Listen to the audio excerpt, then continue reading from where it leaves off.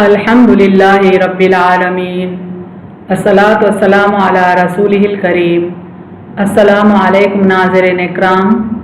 यस्सरनल कुरान नाम की आसान तफसीर का लेसन नंबर 2.241 है, यानी दूसरे सूरे का लेसन नंबर 241 और थीम है सूरह बकरा आयत नंबर 222। टॉपिक्स कवर्ड इस तरह से हैं: सबसे पहले तिलावत, उसके बाद तर्जुमा, फिर तफसीर, आखिर में कुछ अहम नुकात, एक्नॉलेजमेंट और रेफरेंसेस। औज़ु बिल्लाहि मिनश शैतानिर रजीम, बिस्मिल्लाहिर रहमानिर रहीम। व यस्अलूनका अनिल महीज़ क़ुल हुवा अज़न फ़अतज़िलुन निसाअ फ़िल महीज़ वला तक़रबूहुन्ना हत्ता यतहुन्न फ़इज़ा ततहहरना फ़अतूहुन्ना मिन हैसु अमरकुमुल्लाह इन्नल्लाहा युहिब्बुत तव्वाबीन व युहिब्बुल मुतत्तहिरीन। आयत का तर्जुमा देखें। और वो पूछते हैं आपसे हालत हैज़ के बारे में, आप कह दें वो ईज़ा यानी नापाकी है, बस तुम अलग रहो औरतों से हालत हैज़ में और उनके करीब ना जाओ यहाँ तक कि वो पाक हो जाएं। पर जब वो पाक हो जाएं तो उनके पास आओ जहाँ से अल्लाह ने तुम्हें हुक्म दिया। बेशक अल्लाह दोस्त रखता है तौबा करने वालों को और दोस्त रखता है पाक रहने वालों को। तफसीर आयत देखें। यहूद यानी ज्यूज, बने इसराइल जिन्हें हम कहते हैं, अय्याम हैज़ में औरतों को अछूत समझकर उनसे मुकम्मल क़त्अ ताल्लुक़ करते हैं। यानी ज्यूज का ये एटीट्यूड है कि उनके औरतें जब मेंसेस में होते, पीरियड्स में होते, तो ऐसी हालत में उनको अछूत समझा जाता, उनसे बिल्कुल भी इंटरैक्ट नहीं किया जाता, बहुत ज़्यादा उनसे फासला रखा जाता, उन्हें अनटचेबल समझा जाता। औरतों के साथ उठना बैठना तो कजा उनके साथ खाना पीना भी बंद कर दिया जाता था, और आज भी ऐसा ही है। यानी ज़माने क़दीम से उनमें ये बुराई है कि ऐसी हालत में औरतों से बहुत ज़्यादा डिस्टेंस मेंटेन करते, बल्कि उनके साथ खाना पीना भी बंद कर दिया जाता, बल्कि उनके हाथ का पका हुआ खाना भी नापाक ख्याल किया जाता था। और मुशरिकीन अरब में भी यही रिवाज कायम था। यानी आज भी यहूद ख़वातीन के हाथ का पकवान नापाक समझते अगर वो मेंसेस में हो, और यही रिवाज मुशरिकीन अरब में भी कायम था। लेकिन ईसाई इन दिनों में यानी हालत हैज़ में औरतों से किसी किस्म का परहेज़ नहीं किया करते थे, उनसे हर किस्म का मिलाप रखते थे। ईसाइयों में यानी क्रिश्चियंस में ये एक्सट्रीम था कि औरतें अगर मेंसेस में भी हों तो उनसे सेक्सुअल इंटरकोर्स किया जाता था, उनसे मुजामियत भी की जाती थी। इसीलिए जो लोग ईमान लाए उन्हें इस बात की जुस्तजू हुई कि इस सिलसिले में अल्लाह का क्या हुक्म है। जब आप सल्लल्लाहु अलैहि वसल्लम से दरियाफ्त किया गया तो यह आयत नाजिल हुई। चूँकि लोग दो किस्म के एक्सट्रीम्स को फॉलो कर रहे थे, कोई औरतों से बहुत ज़्यादा डिस्टेंस मेंटेन करता था ऐसी हालत में, तो कोई बिल्कुल भी डिस्टेंस मेंटेन करना ज़रूरी नहीं समझता था।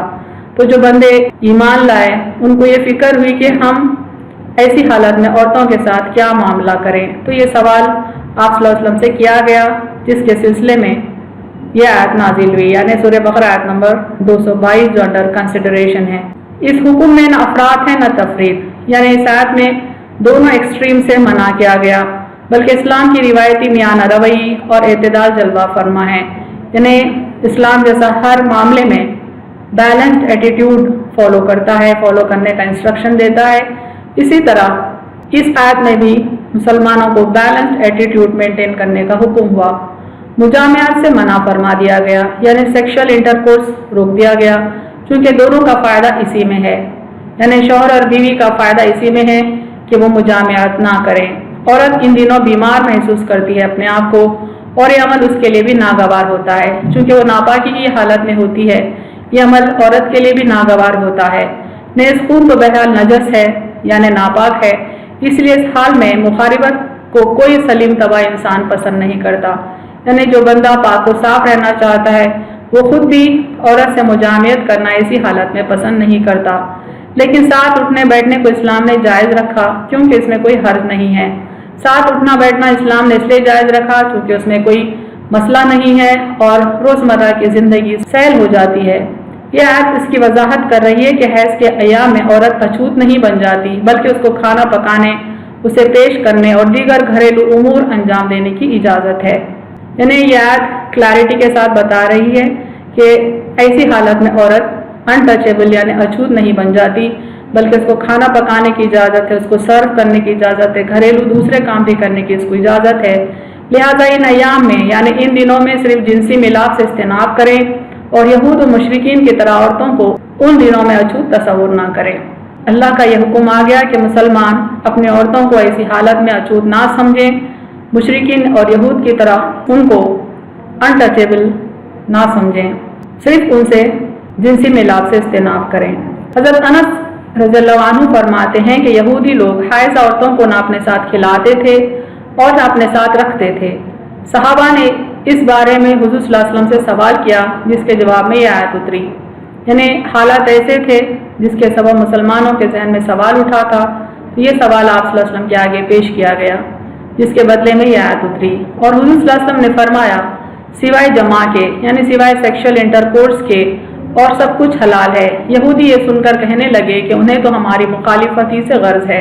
हज़रत असीद बिन हुज़ैर और हज़रत इबाद बिन बशर ने यहूदियों का ये कलाम नकल करके कहा कि हुज़ूर सल्लल्लाहु अलैहि वसल्लम फिर हमें जमा की भी रुख्सत दी जाए। आप सल्लल्लाहु अलैहि वसल्लम का चेहरा ये सुनकर मुतगय्यर हो गया, यानी चेंज हो गया, नागवारी आपको गुजरी। यहाँ तक कि और सहाबा ने ख्याल किया कि आप सल्लल्लाहु अलैहि वसल्लम उन पर नाराज़ हो गए। जब ये बुजुर्ग जाने लगे तो आप सल्लल्लाहु अलैहि वसल्लम के पास कोई बुजुर्ग तोहफतन दूध लेकर आए। आप सल्लल्लाहु अलैहि वसल्लम ने उनके पीछे आदमी भेजकर उन्हें बुलाया और वो दूध उन्हें पिलाया। अब मालूम हुआ कि वो गुस्सा जाता रहा, यानी जो चीज़ हराम की गई उसकी भी इजाज़त बाज़ लोगों ने जब मांगी आप सल्लल्लाहु अलैहि वसल्लम से, तो आप सल्लल्लाहु अलैहि वसल्लम के चेहरे पर नागवारी आ गई। लेकिन थोड़ा वक्त गुजरने के बाद आप सल्लल्लाहु अलैहि वसल्लम का गुस्सा जाता रहा, यानी जो हराम थी वो चीज़ तो हराम ही रही। हादिस में है कि हुज़ूर सल्लल्लाहु अलैहि वसल्लम भी ऐसी हालत में अज़वाज मुतहरा से मिलते जुलते, लेकिन वो तहबंद बांधे हुए होती थी। यानी अज़वाज मुतहरा उम्महातुल मोमिनीन की बात हो रही है कि ऐसी हालत में वो तहबंद बांधे हुए होती थी। हज़रत अम्मारा की फूफी साहिबा हज़रत आयशा सिद्दीक़ा रज़ियल्लाहु अन्हा से सवाल करती हैं कि अगर औरत हैज़ की हालत में हो और घर में मियाँ बीवी का एक ही बिस्तर हो तो वो क्या करे, यानी इस हालत में उसके साथ उसका खाविन सो सकता है या नहीं। आपने फरमाया, सुनो, एक मरतबा रसूलुल्लाह सल्लल्लाहु अलैहि वसल्लम घर में तशरीफ़ लाए, आते ही नमाज की जगह तशरीफ़ ले गए और नमाज में मशगूल हो गए। देर ज़्यादा लग गई और इस अरसे में मुझे नींद आ गई। आँख को जाड़ा लगने लगा तो आप सल्लल्लाहु अलैहि वसल्लम ने मुझसे फरमाया, इधर आओ। मैंने कहा, हुज़ूर सल्लल्लाहु अलैहि वसल्लम, मैं तो हैज़ से हूँ। आप सल्लल्लाहु अलैहि वसल्लम ने मेरे घुटनों के ऊपर से कपड़ा हटाने का हुक्म दिया और फिर मेरी रान पर रुखसार और सीना रखकर लेट गए। मैं भी आप सल्लल्लाहु अलैहि वसल्लम पर झुक गई तो सर्दी कुछ कम हुई और इस गर्मी से आप सल्लल्लाहु अलैहि वसल्लम को नींद आ गई। यानी हालत हैज़ में खाविंद अपनी बीवी से किस कदर ताल्लुक़ रख सकता है वो इस हदीस में बताया गया। हज़रत मसरूक़ एक मरतबा हज़रत आयशा रज़ियल्लाहु अन्हा के पास आए और कहा, अस्सलाम अलन नबी व अला अहलिही। हज़रत आयशा रज़ियल्लाहु अन्हा ने जवाब देकर मरहबा मरहबा कहा और अंदर आने की इजाज़त दी। आपने कहा, उम्मुल मोमिनीन, एक मसला पूछता हूँ लेकिन शर्म मालूम होती है। आपने फरमाया, सुन, मैं तेरी माँ और तू क़ायम मुक़ाम मेरे बेटे के है, जो पूछना हो पूछ। कहा, फरमाइए, आदमी के लिए अपने हायज़ा बीवी हलाल है? वो सहाबी ने सवाल किया। फरमाया, सिवाय शर्मगाह के और सब जायज़ है। हज़रत आयशा रज़ियल्लाहु तआला अन्हा ने प्रिसाइज आंसर दे दिया। हज़रत आयशा रज़ियल्लाहु अन्हा से मनक़ूल है, मैं हैज़ में होती थी, मैं हड्डी चूसती थी और आप सल्लल्लाहु अलैहि वसल्लम भी इसी हड्डी को वहीं मुँह लगाकर चूसते थे। मैं पानी पीती थी, फिर गिलास आप सल्लल्लाहु अलैहि वसल्लम को देती थी, आप सल्लल्लाहु अलैहि वसल्लम भी वहीं मुँह लगाकर इसी गिलास से पानी पीते और मैं इस वक्त हायज़ा होती थी। यानी बीबी आयशा रज़ियल्लाहु तआला अन्हा जब हैज़ की हालत में होती तब ऐसी हालत में भी आप सल्लल्लाहु अलैहि वसल्लम और बीबी आयशा एक ही बर्तन से खाते थे, बल्कि एक ही हड्डी को वो दो तरफ से चूसा भी करते थे। अबू दाऊद में रिवायत है कि मेरे हैज़ के शुरू दिनों में आज सल्लल्लाहु अलैहि वसल्लम मेरे साथ ही लिहाफ में सोते थे। अगर आप सल्लल्लाहु अलैहि वसल्लम का कपड़ा कहीं से ख़राब हो जाता तो आप सल्लल्लाहु अलैहि वसल्लम इतनी ही जगह को धो डालते, अगर जिस्म मुबारक पर कुछ लग जाता तो उसे भी धो डालते और फिर इन्हीं कपड़ों में नमाज पढ़ते। बीबी आयशा रज़ियल्लाहु तआला अन्हा से मनक़ूल है कि जब हैज़ के शुरू के दिन होते तो आप सल्लल्लाहु अलैहि वसल्लम बीबी आयशा रज़ियल्लाहु तआला अन्हा के साथ एक ही लिहाफ में सोते।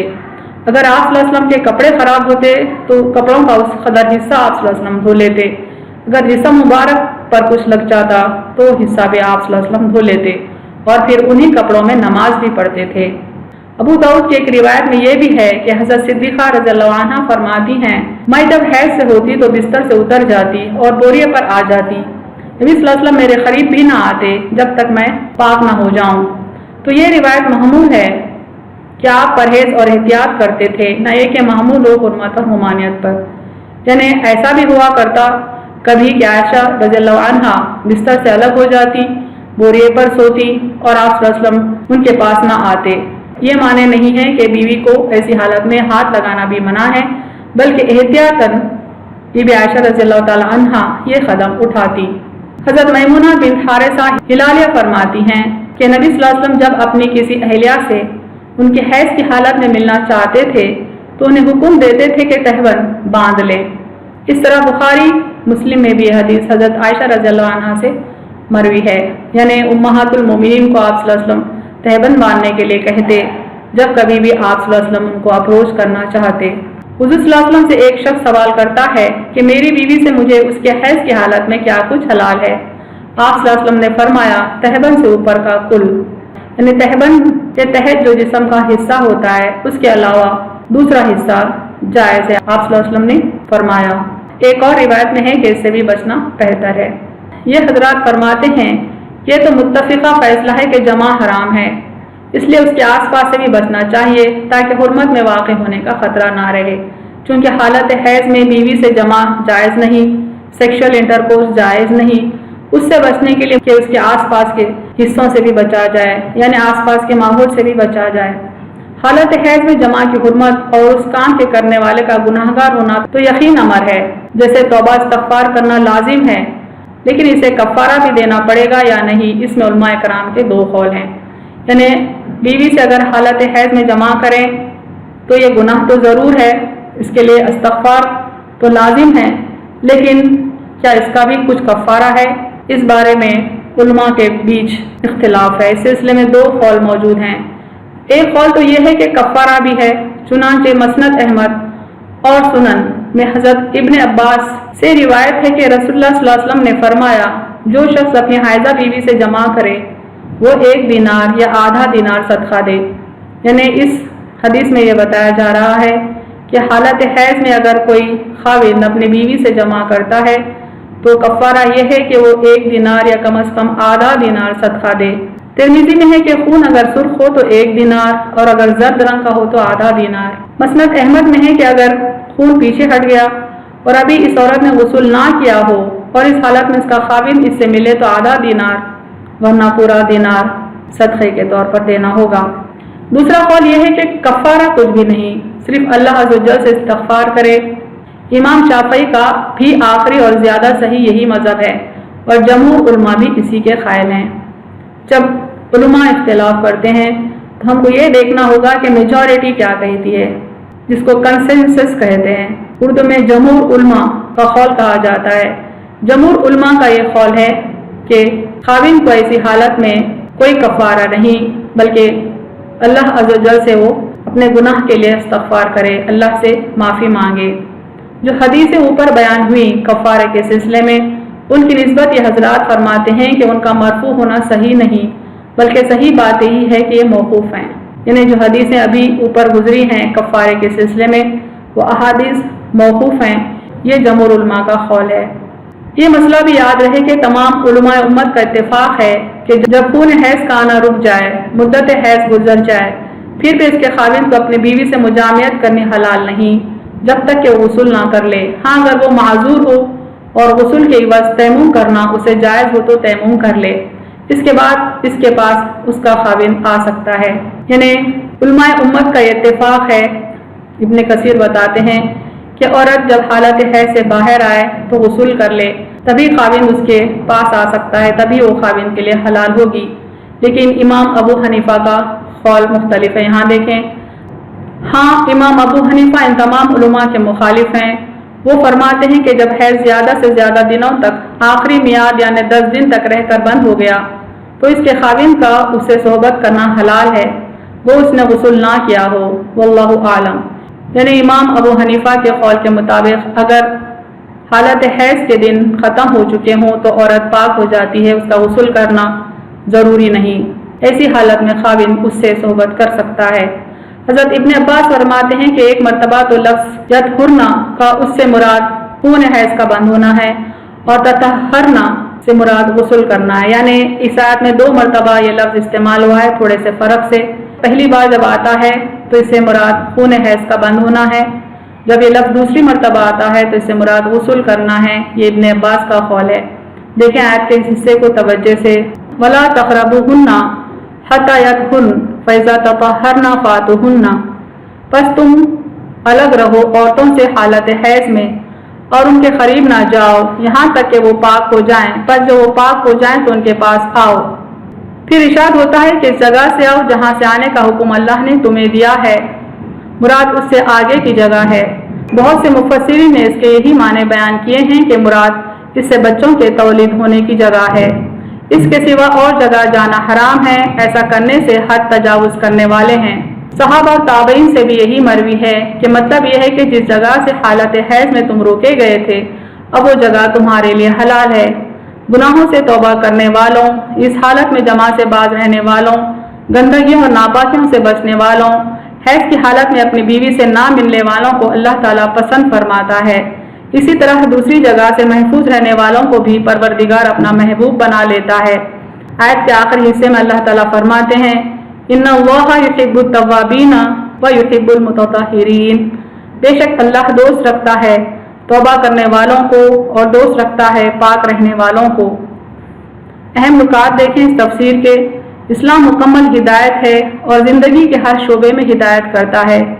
یہود عورتوں کو حالت حیض میں اپنے سے دور رکھا کرتے تھے، بلکہ انہیں ان دنوں اچھوت سمجھا جاتا تھا۔ عیسائی اس حالت میں بھی عورتوں سے مجامعت کیا کرتے تھے۔ اسلام عورتوں کو حالت حیض میں نماز سے رخصت دیتا ہے، روزہ قضا کرنے کی تاکید کرتا ہے اور مسلمان مردوں کو حکم دیتا ہے کہ ایسی حالت میں وہ عورتوں سے مجامعت نہ کریں۔ عورتوں سے ایسی حالت میں تمام دوسرے جائز کام لیے جا سکتے ہیں۔